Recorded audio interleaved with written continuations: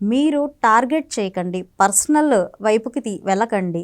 మీరు వ్యక్తిగత విమర్శలు చేయాల్సిన అవసరం ఏముంది? మీరొక రాజకీయ నాయకులు, ఒక మినిస్టర్‌గా చేసిన వ్యక్తి.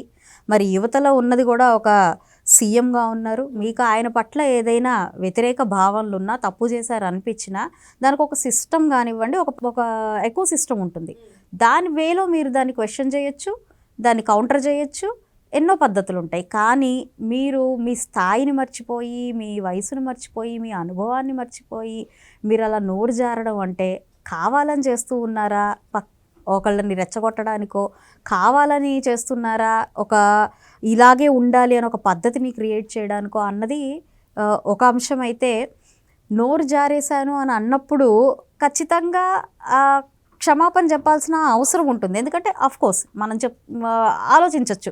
ఒక్కొక్కసారి ఎంతటి వ్యక్తులైనా కూడా కొన్ని సందర్భాల్లో స్లిప్ అవుతూ ఉంటారు. నిజంగా ఆయనకు ఆ పశ్చాత్తాపమే ఉండుంటే, ఇంతమంది మనోభావాల్ని దెబ్బతీశాను అన్న ఒక ఆలోచన ఉంది. అందరం కూడా ప్రజలమే. మరి అంతమందిని మీరు దెబ్బతీశాము, వాళ్ళ మనోగతాల్ని దెబ్బతీశాము అన్నప్పుడు ఓపెన్‌గా వచ్చి క్షమాపణ చెప్పున్నా సరిపోయండి. కానీ ఎక్కడా కూడా అలాంటిది జరగనప్పుడు ఖచ్చితంగా ఏం మెసేజ్ ఇస్తున్నారు అన్నది మనం అర్థం చేసుకోవాలి.